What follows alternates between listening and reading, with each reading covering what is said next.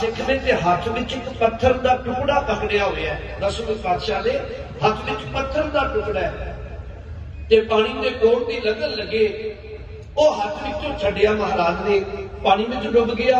सिखा नूं एक वचन पुछया, कह लगे भी भलियो साडे हाथ विचों पत्थर का टुकड़ा छुटिया है ते पानी में क्यों डुब गया?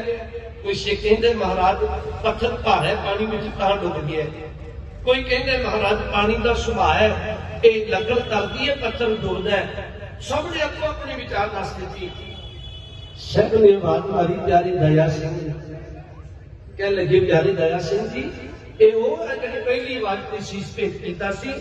कह लगे प्यारे दया सिंह जी, तुसीं दसो साडे हाथ विचों पत्थर छुटिया, पानी में क्यों डुब गया?